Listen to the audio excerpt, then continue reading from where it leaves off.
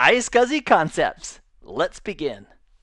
In our journey so far through this course, we've identified a lot of really cool features regarding virtualization, including the fact that we can create a virtual machine where it thinks it has network adapters and video cards and hard disk drives, and all of that environment, everything that that virtual machine thinks it has been provided to it by the hypervisor. And in a vSphere environment, that hypervisor is the ESXi host or hosts. We also know that the hypervisor, the ESXi host, is using a set of files for the management and support of a virtual machine. And that would include, for example, the configuration file, the .vmx, and the disk file or files supporting that virtual machine, as well as any configuration and disk files that are used as part of snapshots. We also know that those files that support that virtual machine have to be stored somewhere. And that somewhere in a vSphere environment is in a container called a data store. And the ESXi host is the middleman. And when it comes to data stores, we have several options in a vSphere environment regarding where that data store is. For example, it could be directly connected, a hard drive that is directly connected to an ESXi host that the ESXi host has used, set up, and formatted with VMFS, and is now using that data store for the storage of virtual machine files. That is certainly one option, a directly connected hard drive directly connected to the ESXi host. And one of the challenges of directly connected storage, for example, let's say this is ESXi1, ESXi2, and ESXi3, and they all have a local data store directly connected. That directly connected storage is not shared between the ESXi hosts. That means if we have virtual machine A that we are currently running on ESX1, and for whatever reason, if we need to move that virtual machine and now have ESXi2 support it, ESXi2 doesn't have access to the local storage on ESX1. That local storage, that directly connected storage, by default is not shared between ESXi hosts. And we have a few solutions to overcome that challenge. One of them is to use network-based storage. For example, in our topology, if we had network-based storage, for example, right here hanging off of this dedicated storage network, how convenient is that? Then if we train ESXi1 and ESXi2 that this network-based storage exists, we can have them formatted appropriately so that we're using VMFS. That's the VM file system. And VMFS uses a block-based storage method. And there's also block-level locking on VMFS. And the benefit of that is that if ESXi1 is right in the middle of modifying some data on the disk, we want to avoid ESXi2 pulling that data in some kind of a half-baked state. So when working with network-based storage solutions, we really have several options, including iSCSI, fiber channel over Ethernet, and also if we're using NFS, we can use NAS.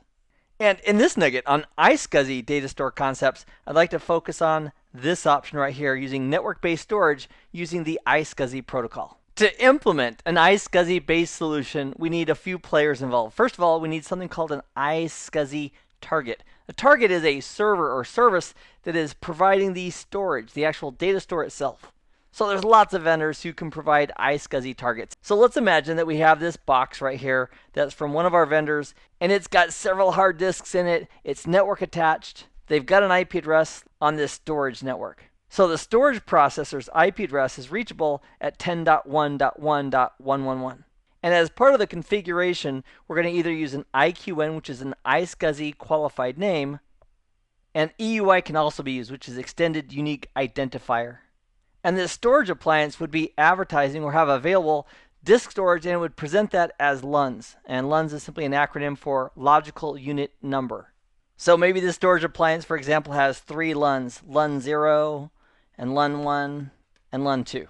So at this point, this storage appliance is sitting there, it's got the disk storage, it's all dressed up, and there's nowhere to go until somebody requests services of that storage appliance. So we can kind of think of this top half here as the server portion for network-based storage with iSCSI. And the initiator, the client if you will, is going to be our ESXi hosts. Now in order to communicate and work with iSCSI, we need an HBA, which is an acronym for a host bus adapter. It's a card effectively that needs to be inside of the ESXi hosts, which among other things would do a lot of the processing of the iSCSI commands as they go back and forth between the ESXi host and the storage appliance. It also could have connectivity to the storage network.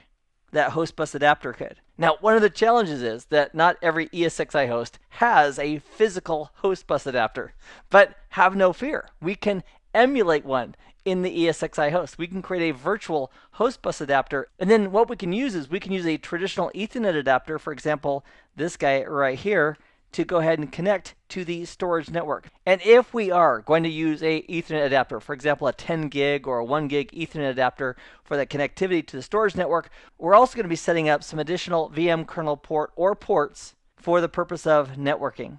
And for the iSCSI, this would be a dedicated VM kernel port that we would use to communicate back and forth between the ESXi host and the storage appliance.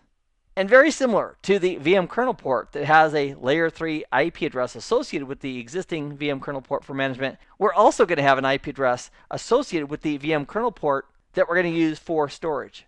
You'll also notice that this storage network is separate. We're not using the same network as the management network. We're not using the same network as our VM networks. We have a dedicated separate network just for storage. It is ideal if you can have a physically separate network. However, if you can't have a physically separate network, you should at least have a separate VLAN, which is a logical network, for your storage.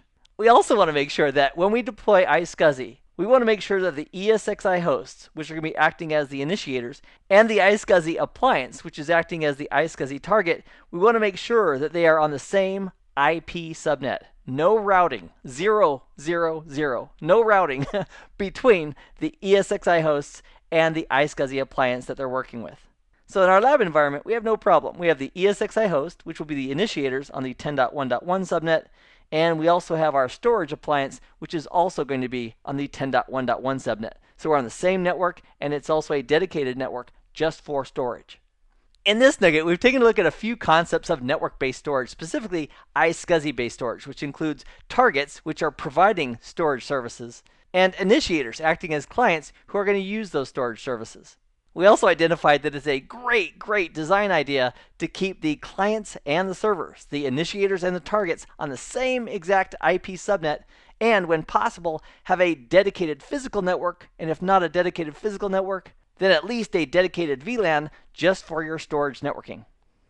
Thanks for joining me for this nugget. I hope this has been informative for you, and I'd like to thank you for viewing.